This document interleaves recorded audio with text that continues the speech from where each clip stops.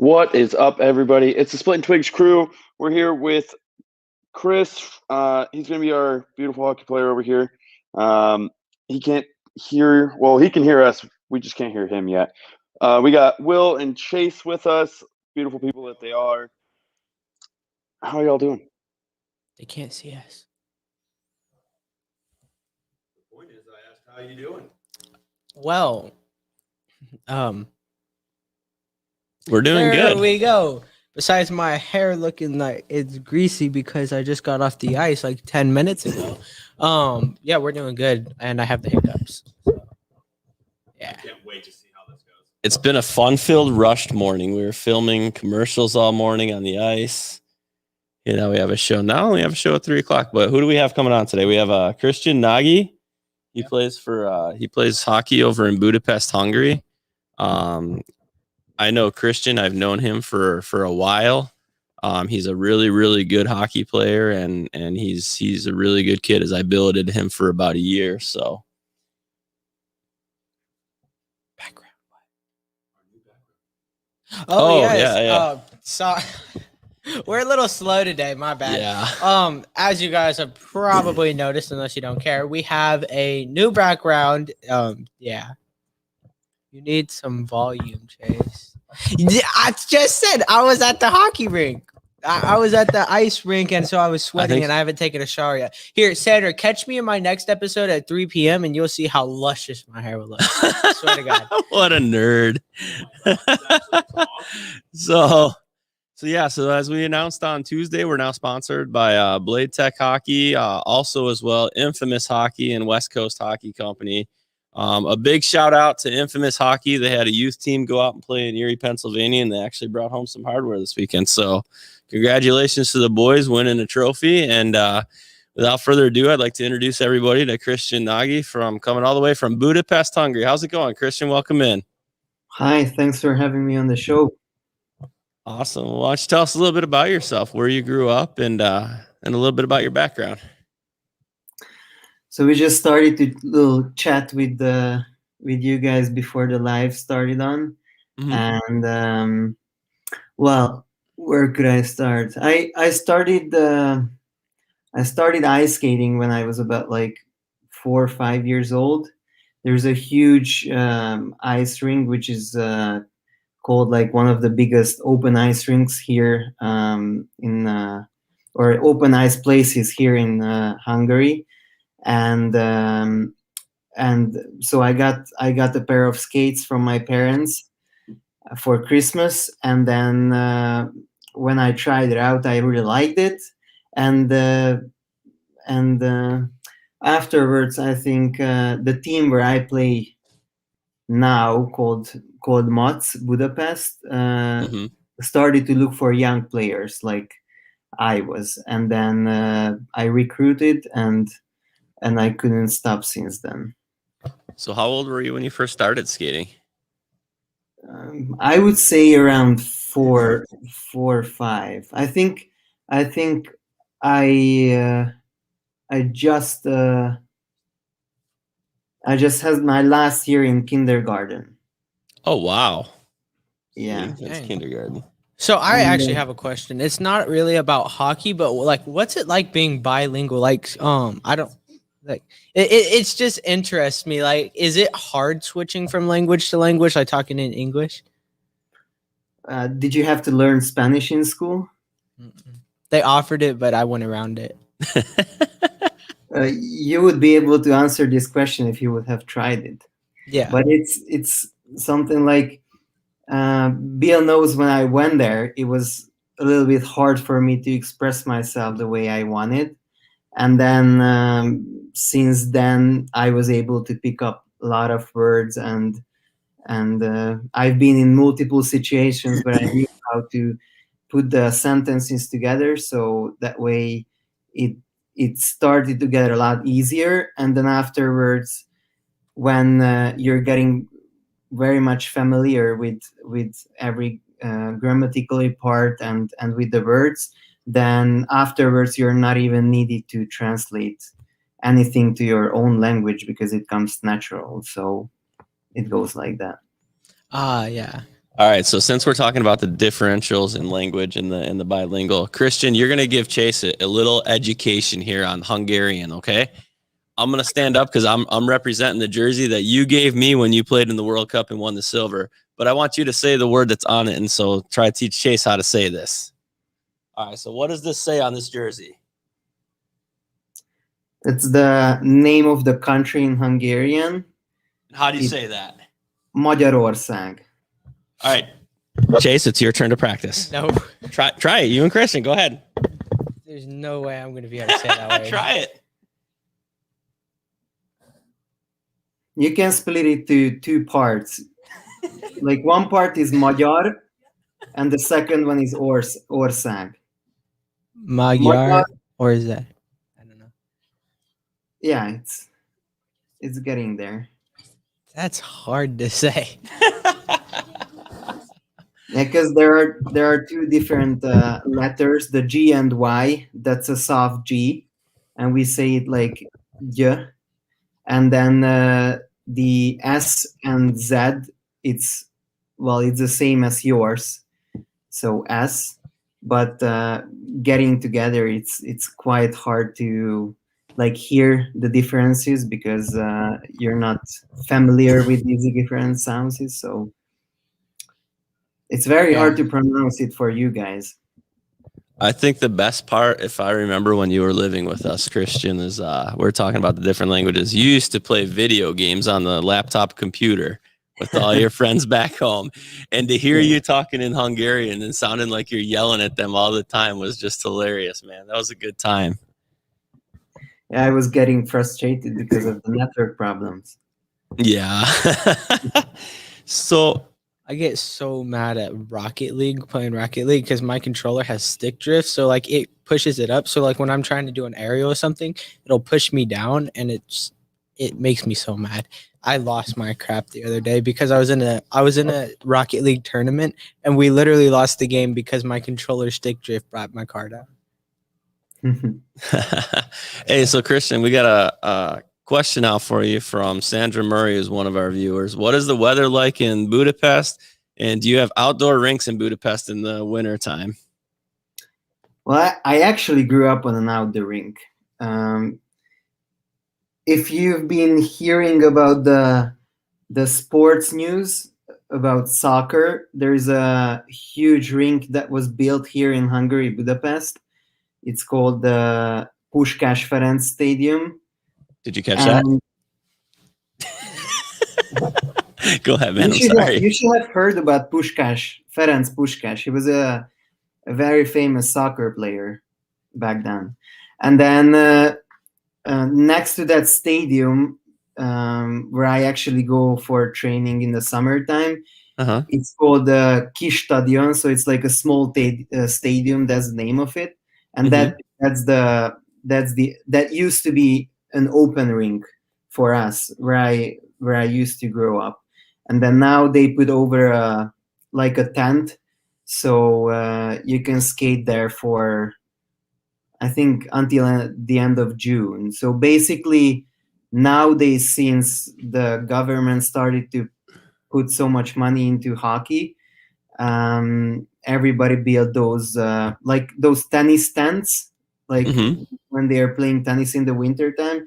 We put those over these hockey fields, or how do you call the open ice hockey rinks? Hockey rinks, yeah, outdoor rinks. Outdoor rinks. And then nowadays, the only place where we actually play outdoor is kind of like a winter classic that happens usually next to that very big open ice rink where actually like regular people are able to skate. So it's quite fun. Well, the weather, I can't really see the weather right now because it's very dark outside, but it was a little bit rainy in the morning, and then afterwards it started to get a little bit warmer, and the sun started to shine, so it was all right. Nice. How far ahead are they? So it's like almost 10 o'clock at night in Budapest, isn't it? Yeah. Oh my god. That. So He's a halfway around the world. when I was going to bed, you were waking up. But that's the other way. That goes to the other way around. So if I would be in Asia and you would be in Europe, then it would be, I think that way would it be like that. So when I remember when I always called my parents every day and talked to my friends when I lived in the States. And when I woke up very early, I was able to talk to them. And then if I stood up till late and they woke up early, then I was able to talk to them. So it went that way. Oh, I got you. So he's almost exactly halfway around the world. Yeah. That's crazy. Yeah. So when you played in the United States, I know you played in the NAHL and I think the WSHL too down in El Paso. How, as a foreign player and coming from overseas, how was the language barriers and stuff on the ice? Like, did it affect your gameplay on the ice? And what is the big differences between playing in the IIHF and hockey in Budapest, Hungary versus hockey in the United States? What are some differences you see? So to your first question regarding language barrier, beforehand I was playing in Finland and I didn't speak the language over there either.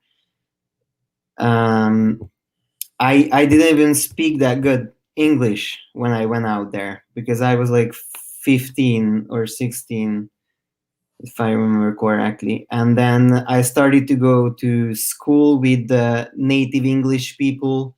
So that way I picked up a lot of grammar and everything. And then afterwards I was learning the Finnish language. Well, actually, when I was in the native English school, I was learning Finnish from the guys from the practices. So those first, like the colors of the jerseys, the positions, that those things were the first ones that I learned, because at the first time when I went there for tryouts, they didn't actually talk to me in English when they were explaining the drills. I mean, I didn't even want them to talk to me in English because I wanted to learn all the things, and I didn't want all the other guys to think that I'm something privileged or whatever, that the coach comes to me and speaks to me on another language. Right.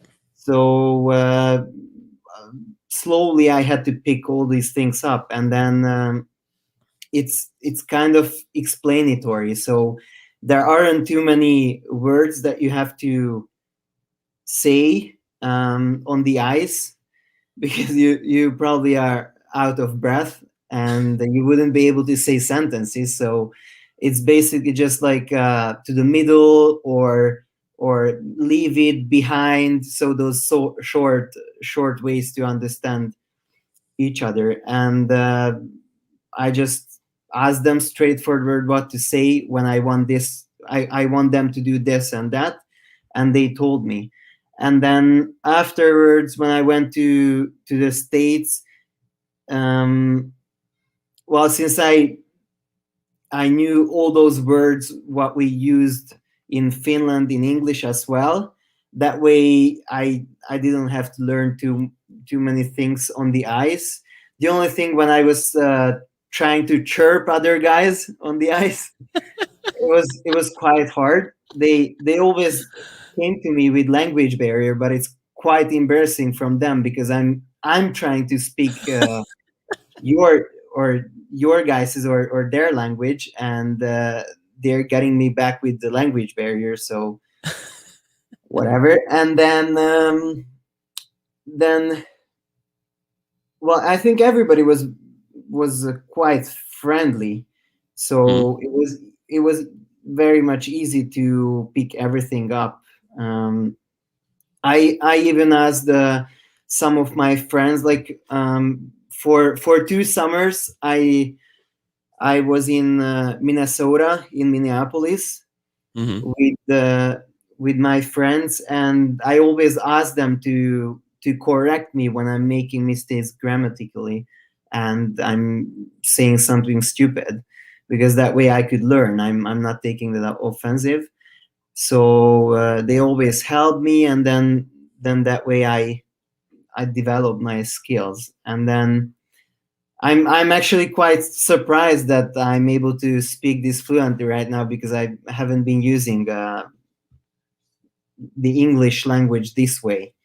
So I'm having some classes in English, but it just like you have to read it, understand it, and then look for certain words. But it's not something that we are using fluently, right? Like here. Right. So and Yeah. what was the second part? Sorry. Okay, go ahead. Just Chase. Oh yeah, I was just gonna agree with you. What was the second part of your question? So what is the differences game wise and gameplay wise? Oh, yeah. I know when you lived with me for a little bit, a lot of what we talked about was the game in the United States is a lot more physical and the game overseas is a lot more skill. Can you explain that to everybody? Like how from your experience have you seen that? I think it's like, since the global culture is getting closer because of the internet and everything, like so many things, like the potato used to come here way before. We didn't have that in, I don't know, the 1800s or whatever. So Mhm. it's the same thing with internet. Every tactical thing and ideas are switching places very easily. And I think if you're watching hockey, like let's say the NHL during the season, you'll see how much hockey changes, even like within 1 month. And from the beginning of the season until the end of the season, so many things are getting, like, I would say, simpler. Mhm. Because at the beginning of the season you're thinking that, okay, we did everything so simple that there is no way that it's going to get more simpler at the end.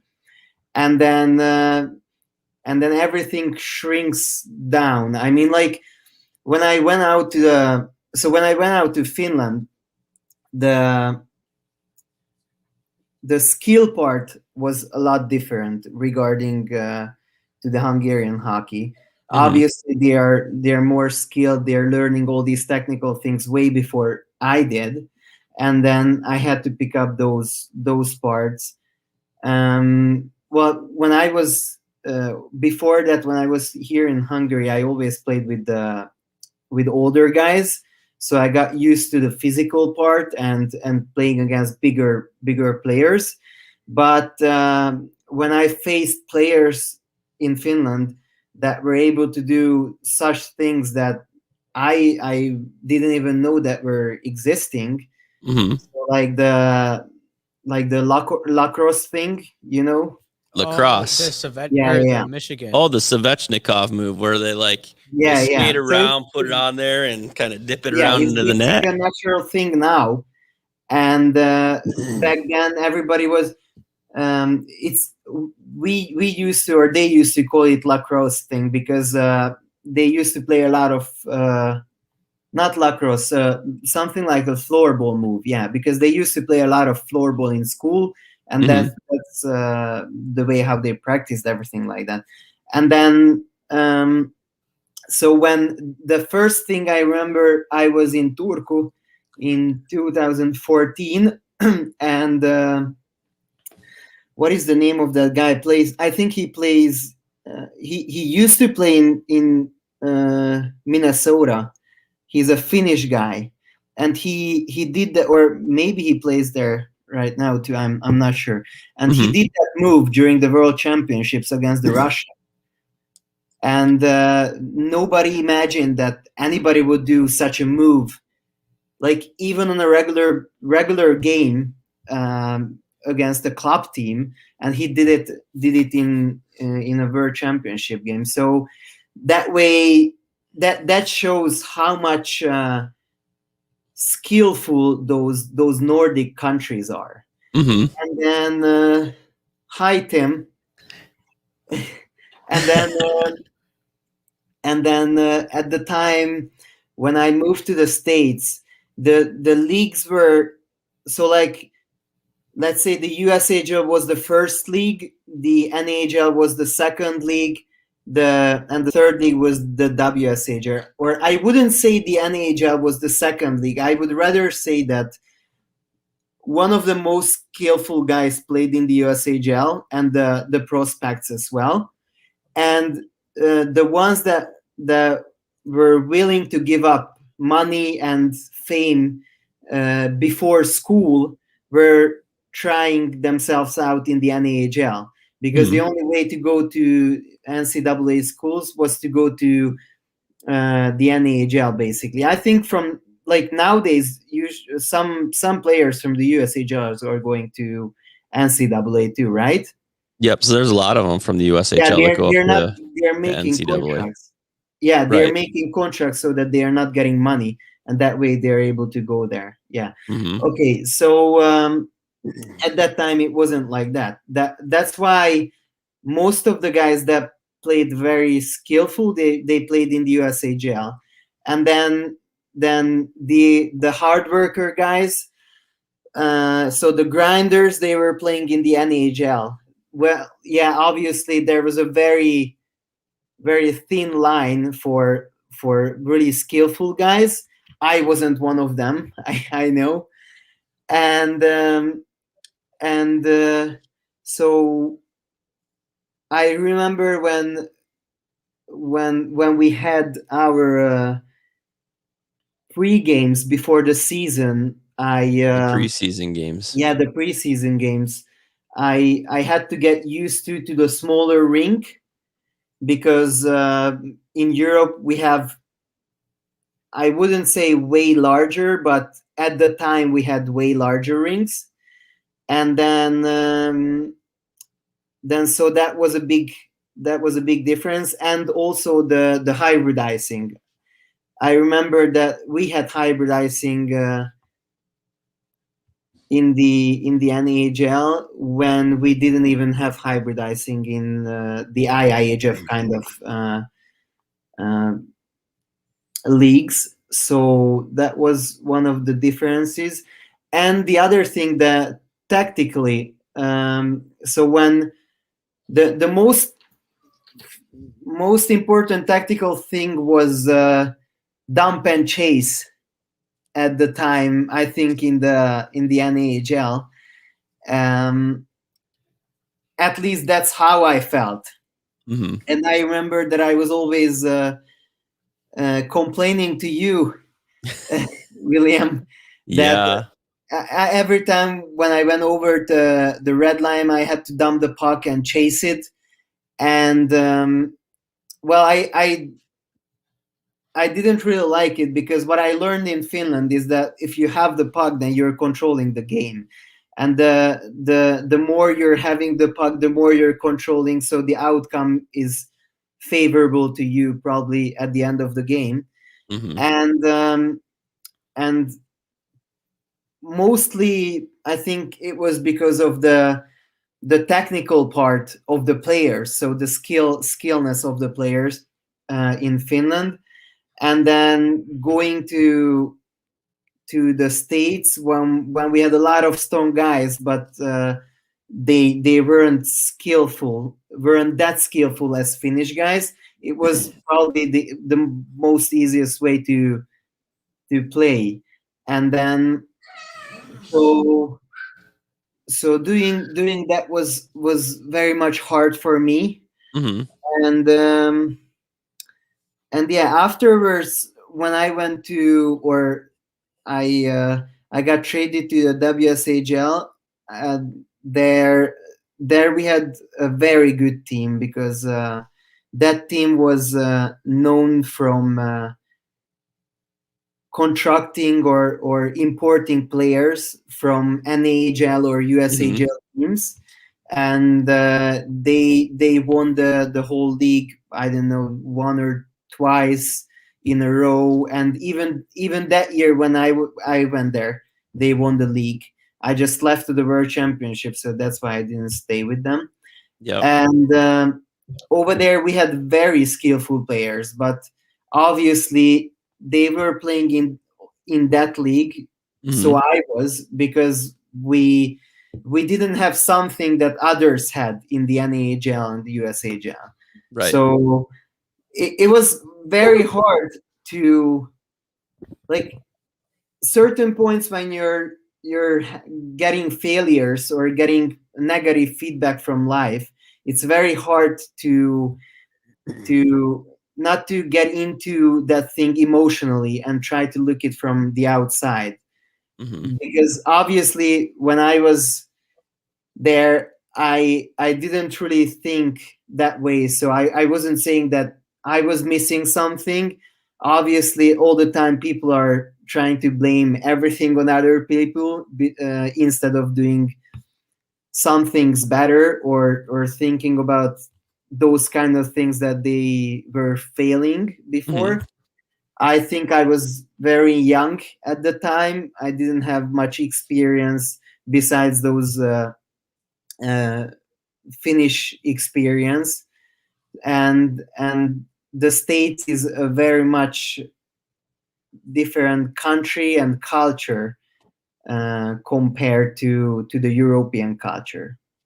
So well, yeah, but afterwards, luckily, I learned from all those mistakes, and I think I developed myself and got so much experience from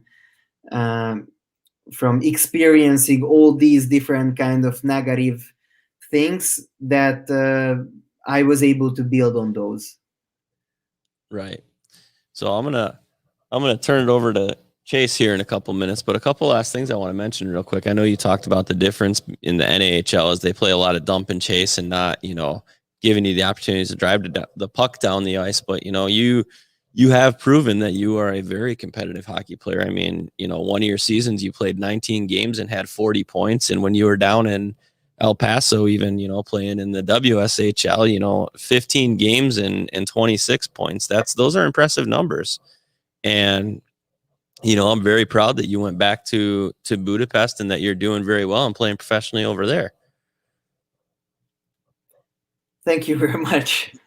You're doing really well, but this is Chase's show. I'm gonna turn it over to him. I'm sure he's got some questions to ask you and have a little conversation. Chase. Oh yeah. So one of the questions I was wondering is, how is hockey going for you out there right now?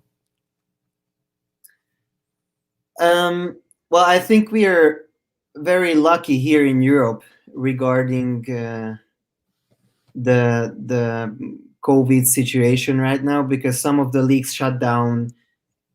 So not this season, the last season, I think. Yeah, ours shut down too, because my team was playing in the Slovakian Extra League, and in March when all the countries shut down, our league shut down as well for good for that season. And then it was very hard at the time because we never experienced such a thing. I was like having kind of like very bad days because I couldn't go to the gym, I couldn't work out, and you probably know that without doing workouts without weights are so much different. So you're getting into that thinking that you're losing muscle, you're losing chances to get better, but that was something that everybody had to experience. And so getting back to why we are lucky, because this season most of, like, I think we have 10 teams in the league. Two teams are from Romania, from the Transylvanian area that used to like be part of Hungary. And then I don't think that many leagues in Europe were able to continue playing hockey the way we were, because somehow the management of the league were managing it so well that when let's say one of the teams that are actually playing in the same rink as we are got sick, and they had to set out a few games. Then our team got scheduled, I don't know, 4 or 5 games on the next 2 weeks. So we didn't have to stop playing. Everything went kind of fluently. So I was quite happy that the things that happened last year didn't happen this year either. Yeah. Yeah, I definitely agree with that because my season shut down for a while too. Thankfully, I have a like an indoor gym in my garage and stuff, so I was able to continue to work out and stuff like that. But like you said, I felt like I was getting worse because I wasn't skating as much, and so I just felt like my on ice skills were lacking. And then but then something that I was explaining to you is that everybody's on ice skills are lacking because everybody got shut down. I mean, there are Yeah. people who are still shut down, so it happened, but at least it's getting better now, so that's good. Yes. And then there are some leagues that totally shut down. Like I think in Sweden they have leagues that they're not even running, because I'm not sure how much familiar you are with the Swedish system, but they have kind of like three pro leagues in the whole country, and they have 2 regional leagues, I think, in the country, and they're even getting paid on, like, in the 5th league, a couple hundred coronas, or the currency over there. Obviously they have to work besides that, but so I think those leagues got shut down. Even the 3rd league got shut down. So this the 1st and the 2nd league is running now, but so it's different in every country because of the system, how they are treating this virus. Yeah, that definitely is true. I mean, from country to country, it just varies on how people would treat the coronavirus and how like effective they treat it. Because like you see, some people are still shut down, and some people are finally open again because some countries have done it like right from the beginning, and others have just started to do it right. You know what I mean? Yeah. Yeah, I think the NHL actually did it really well too with the playoffs last year when the Lightning won with the bubble, where they just kept everybody in like 2 rinks, I think, in Canada, right? Yeah, they had just the 2 rinks they played out of, and the players weren't allowed to be around anybody, and they actually did really, really well. Yeah, I don't think they had one COVID test positive that entire season or the playoff. Yeah, but just think about how do you think that it would be possible to lower kind of hockey countries to do that, because it's so much money, like just to take all those tests and for renting out all those hotel places and everything. Basically, that's probably because economically they had to run the whole thing, because if they're not running it, they're losing money. That's why they had to do something. Obviously it was good for the players too, but I think it was one of the most important decision was from the owners of those teams. Yeah, I definitely agree with that, because I mean, you can't really run an organization without money. So a lot of these people were, I mean, looking at both what's good for their players, but then a lot of what's good for the organization as a whole. Yeah. So I remember when you were living with me, you flew away for a couple weeks and played in the under 18 games where you actually won the silver medal. And I remember how proud you were when you were under What's that? 20. Under 20. That was in the Christmas time.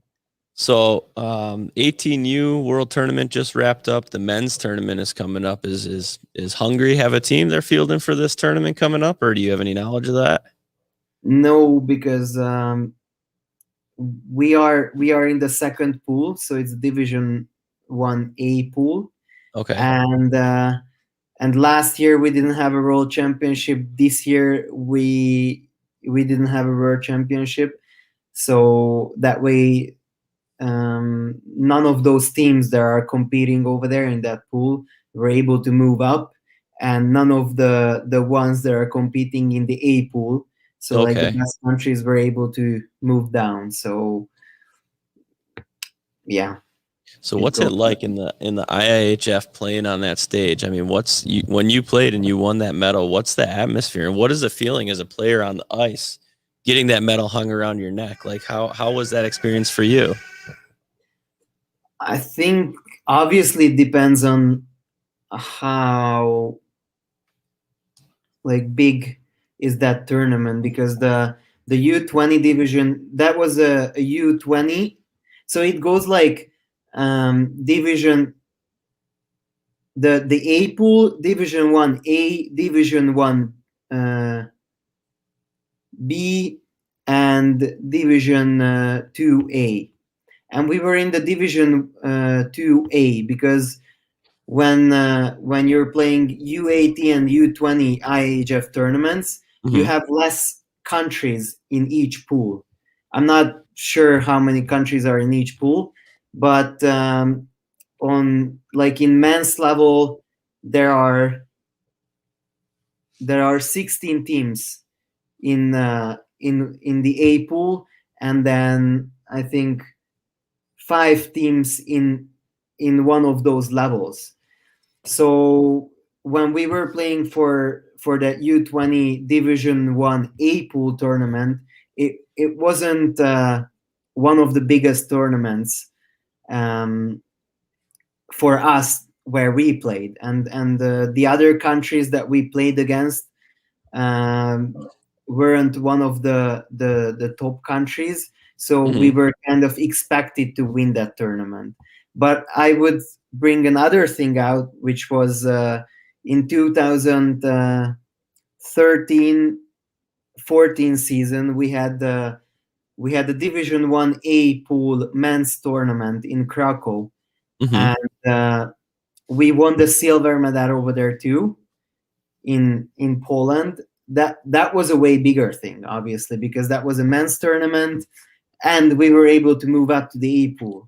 So I would rather bring out that feeling than the other one, because obviously winning a men's tournament is so much different than doing it in the youth programs. So I remember that we went out to that tournament with not much hope. I mean, like the teams were, I think Kazakhstan was the one that got the first place. Italy, maybe Britain, Poland. No, not Britain. South Korea, Poland, and us.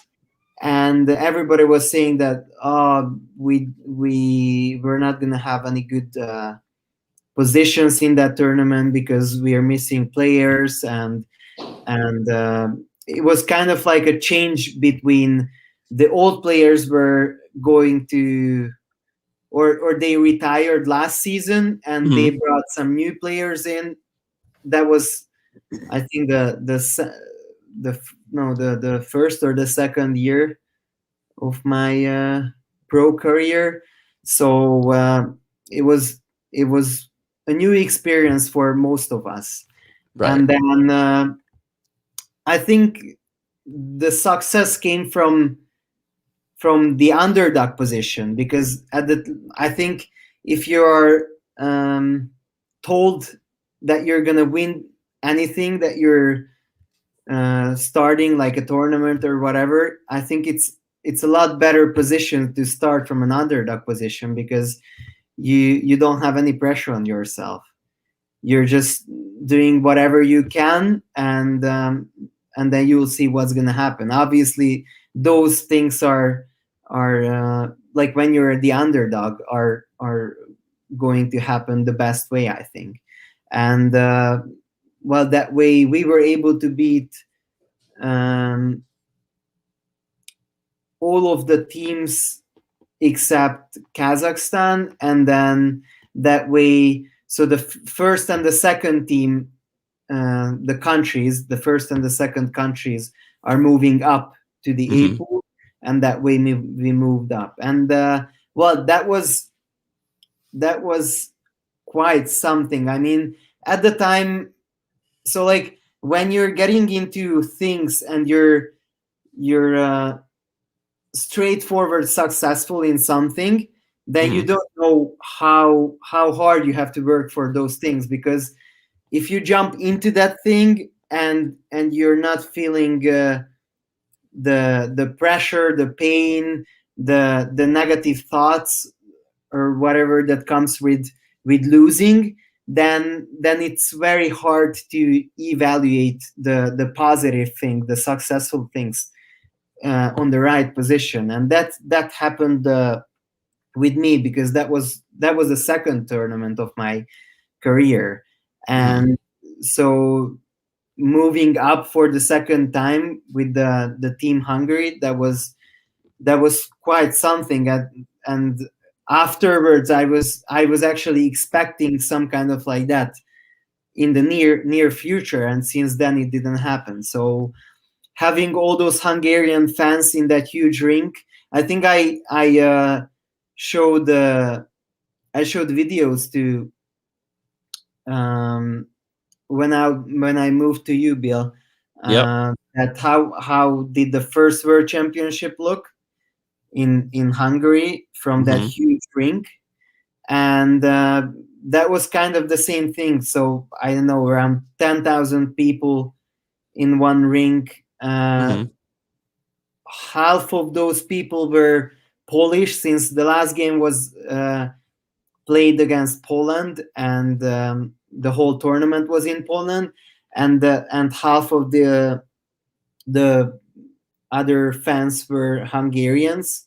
So playing in front of your fans and the rival team's fans, when like in a position like in a World Championship kind of position, it's something that you want to experience in your career.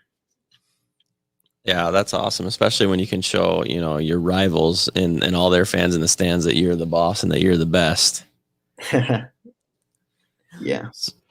So you have been looking at your stats. I mean, you're playing pro, you're playing all over the world, you're playing world tournaments. I remember when you stayed with us too, you had probably one of the pretty gnarliest injuries I've ever seen, where I remember the truck ride to the hospital. You were going like this. You thought your nose was gone.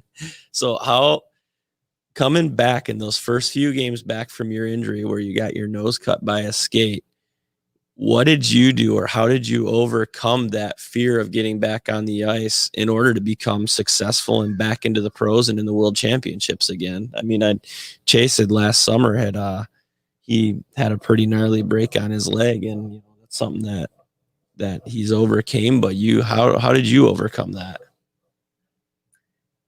I think first of all we have to talk about like how the most times how injuries are happening, because in the last few years since I started my career, I had quite a few injuries, like shoulder, ankle, ligaments, what was quite a few concussions, like 2 or 3, and even like all of those went longer after each other because I didn't take enough rest.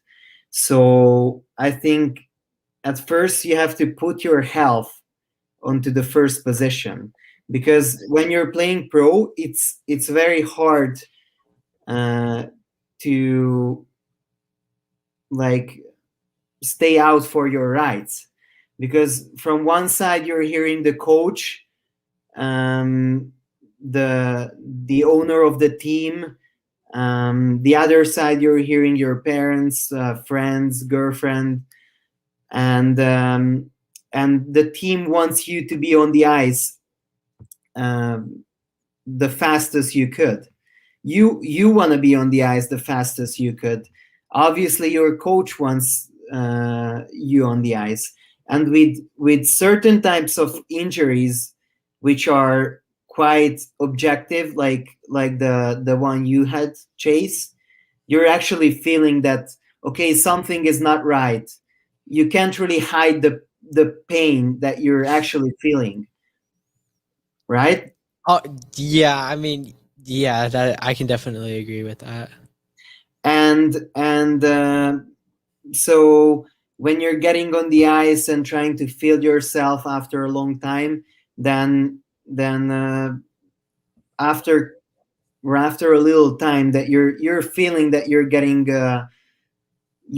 back into shape. You're getting braver. You don't really like you aren't scared of hitting other people or doing some kind of things, because you're feeling that your body is getting stronger. But it's like not all of the injuries are like this, because if you had a concussion, have you ever had a concussion before? No, I haven't. That one is, I think, the worst things that could happen to an athlete, because a concussion is something that that could very much trick you, like, because the things that I said. So the coach wants you on the ice, the team wants you on the ice, you want to get on the ice, your parents and everybody else are saying that, oh, just wait out a little bit and get back when you're feeling 100%.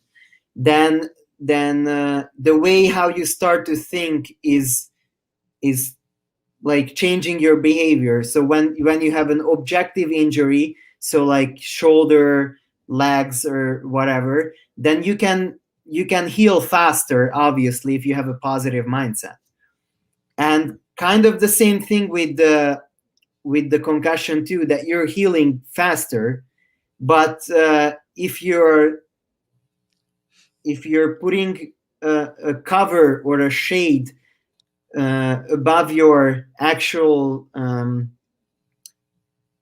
pain receptors, or how could I say? So when you feel pain in concussions, then you just could say that, oh, that was just something. It wasn't a big of a deal. I can go train next. I can go train for the training on the next day.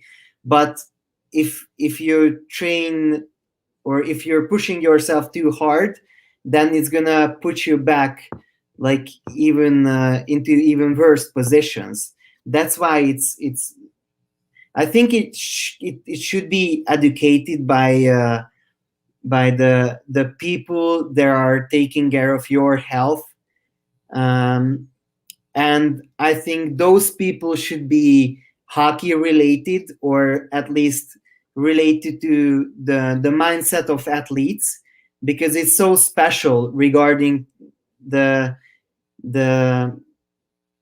kind of sport what we are doing. Because, like, you see, the European soccer players are usually compared to hockey players. So when European soccer players are getting bumped, or just not even punched but like pushed, they fall, and they are saying that, oh, this hurts, that hurts, and they're just laying on the ground. But with hockey players, it's so much different. So, like, how many times have you seen players that had 3 blocks during one power play and Oh, short-ended game? Yeah, they had to block 3 or 4 pucks. Those guys are hitting a puck, I don't know, 130 miles an hour, like Shara did, and then that hurts. And I've never seen, or I haven't really seen players saying that, oh, this hurts, so that's why I can't really play. Like, the ones that are out there for killing the penalties, they want the puck in their face, basically. That's what they want. So that way it's very much different. And because of this mindset that when you're growing up, you're told that because of your hockey player, you're way tougher than anyone else, That's why you're having the same kind of mindset on a game. And until you have this mindset that you're unwrappable, or what's the right word? Undestructible. Yeah, undestructible. Yep. So when you're having this mindset, you're undestructible until then, and you're not doing anything stupid. So I'm 180 pounds, and I'm not gonna fight with a 250-pound guy, because obviously, even though if I'm thinking that I'm indestructible, he's gonna kill me. So until I'm not doing things like that, I think you're gonna be fine, because you're staying humble, you're controlling yourself, you're not stepping out of your position, so you don't put yourself into situations where your body and health is on the line. But when you're getting cocky, when you're not paying attention to little details, so like you have to know that when you're on the ice, you're facing one of the best Ds in the league, or you're facing one of the toughest guys on the center or the winger positions. So if you're thinking and not just doing things the way you want, then I think you'll be fine. And getting back to the end of the thing, so after injuries, I think it's the same thing as with everything in your life. If you're not successful in something, you have to set basic lines for yourself. The lines there are going to stay there forever, and even if you're getting punched by life so many times, you're able to get up because that line is over there. And that's the same thing. So if you're getting injured, you have to step back to that line, get like a position where you can jump forward and build yourself up, and put those lines always a little bit higher, so you're not gonna get underneath. It's very hard to stay mentally healthy during injuries. I know that.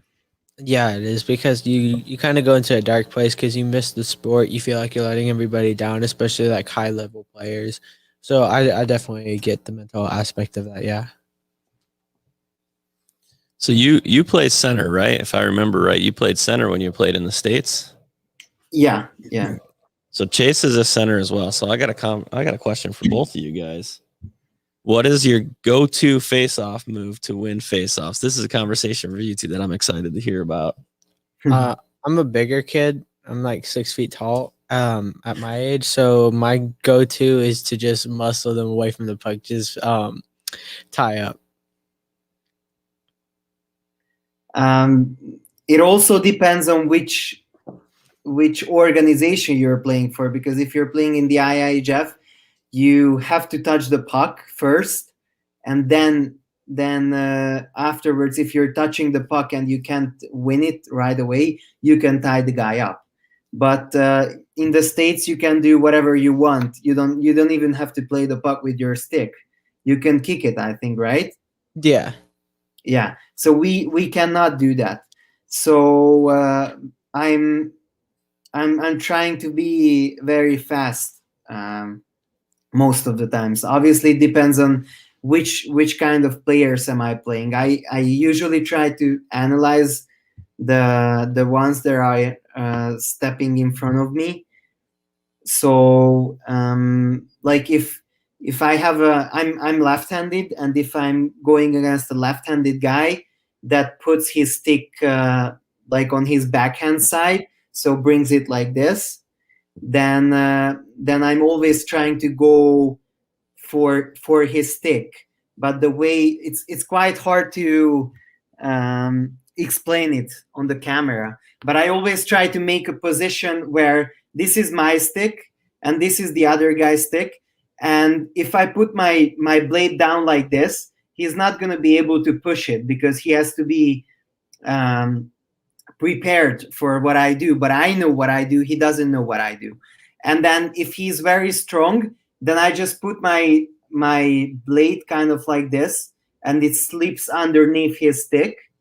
That's pretty smart. So that way he's not able to take the puck. And I usually do that from the other side too. That's smart. I've never thought of it that way. Maybe I'll try that someday. Oh yeah, I definitely will probably try that. So what kind of stick do you use, Chase? I use the Project X True stick. What are the big what are the big most popular sticks overseas that you're playing with on your Hungarian teams now? Like what is the most popular that guys are going to, and what do you shoot with? I think well, there's Warrior, True, Bauer. There used to be Sherwood too. Easton, no, not Easton. What came CCM? afterwards? I don't know what came after Easton. I know there's True, Bauer, CCM. CCM, yeah, I think CCM bought Easton out. Yep. So it obviously depends on the league, the team, which company they are contracted to.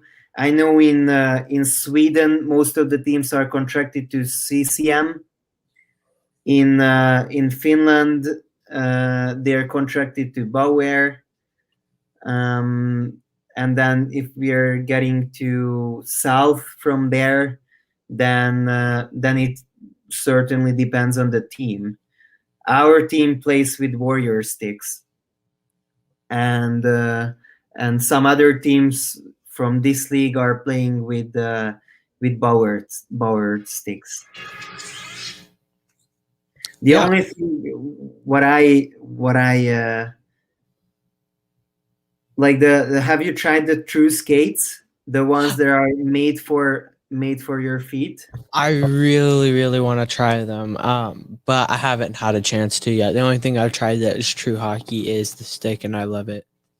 Yeah, I think like I don't know how much does it cost over there. I remember when it wasn't even called True, it was something else when I started to use those kind of skates.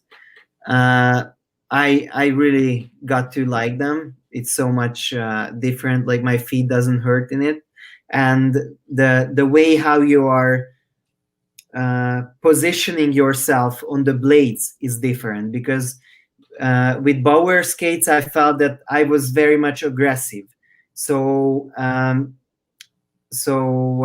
I wasn't able to keep my upper body like straight, and I didn't see so much on the ice that way. That's why I got hit a lot of times on my head back then. And then when I changed to the True skates, I remember that I was able to lift my upper body higher. I was able to see more things. And the other thing what I'm using with these skates is a certain kind of blade. I think I was using that kind of blade even at the time when I was playing in the States. You remember, Bill? I don't remember what blade you had on. It was a black blade. It's a Finnish company called Ramon Edge, and so if you're thinking about besides the feeling that you're getting from your equipment, the only thing, and your technique, the things that are going to make you faster, the one thing is your blade. If you have a good sharpening job or a good edge, that you're able to skate faster. So I think there is way to improve for a lot of people, because they're not really paying attention to those small details. And the skates, I think the skates are very important for me. Yeah, I use CCM Tax right now, and I like them. I've had them for a while, but I really like them. Uh-huh. Yeah. What kind Okay. of skis do you use, Bill? What's that? Oh, I just have some cheap Bauer ones because I'm getting old and I ain't got no skill. So I just go out and this kid skates circles around me. He's got these Blade Tech blades in that have like a little springy, bouncy action to them that make his stride a lot better. So he's doing well with those, but he just skates circles around me. You'll see. We were filming this morning. You'll probably get some good videos out of it. I'm sure if our producers decide to post some outtakes. Speaking of our producers, real quick, I have to show this. Sandra said this a little while ago, but Sandra, I agree with you. European hockey players are not like European soccer floppers, 100%. Hockey players are definitely tougher than soccer players, and it shows, and our audience agrees. So, producer, bye-bye. No more. Yeah, you suck, producer. So, oh, he thinks he's funny kicking us out of our own show and just making Nagy the star, huh? All right. Okay, we'll play your games. Krisztian, man, it's been real having you on, dude. It's been a while, and I'm glad to see that you're still playing. And I hope that everything goes well for you and your studies and the rest of your career and however long that takes you. Thank you very much. I think there is one thing that we haven't talked about, and I really want to talk about it because it's an important part of my life, and I think it should be a very important part of every athlete's life because so when you're little growing up, you're always dreaming about being pro and making huge amount of money, being famous, stuff like that. But we talked about injuries. Injuries are happening, and that's just one part. The other things are like maybe you're not one of the best players. Maybe you aren't that lucky to to develop yourself into players that are able to play in pro levels for big money. And even though if you're a pro player and you're making huge money, you don't know how to use your money. You probably heard about NFL, NBA, NHL, or whatever players that are spending their first millions on sport cards or whatever. Mm-hmm. So I think education is one of the most important things, if not the most important thing, which you should do besides hockey.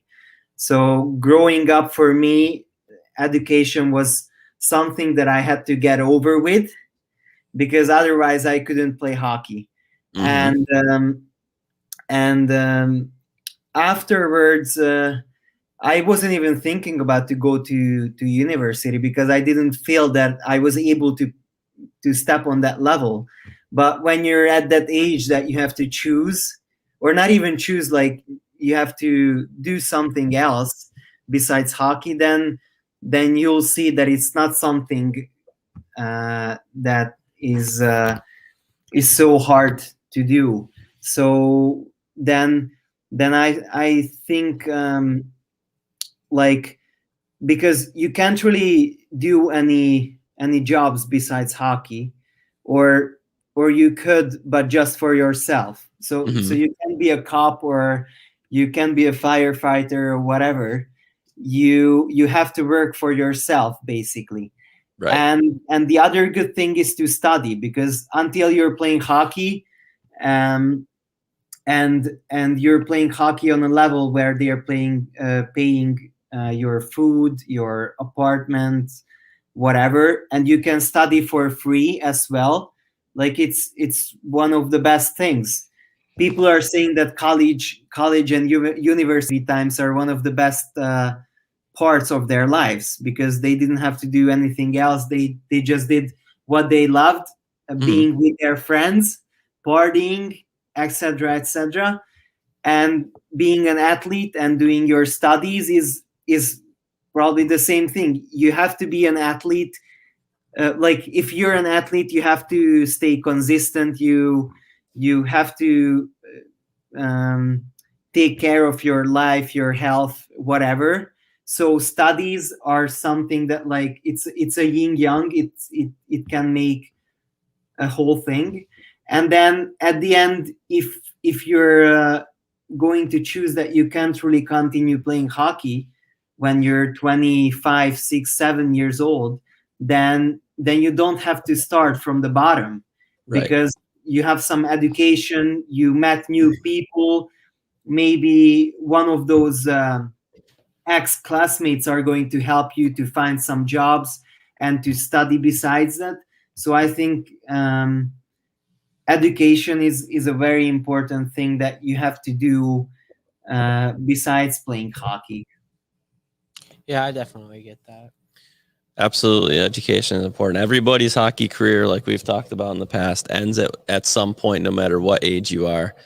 And, I'm glad that you continued playing pro. I'm glad that from what we've talked about, offline, that your education is going really well and that you're moving in the right direction, Krisztian. Thank you. Thank you very much.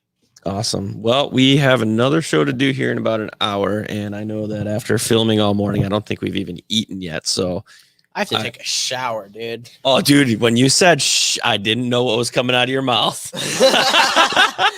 I wasn't sure where you were going with that. I'm like, we're live. We don't need to tell everybody this.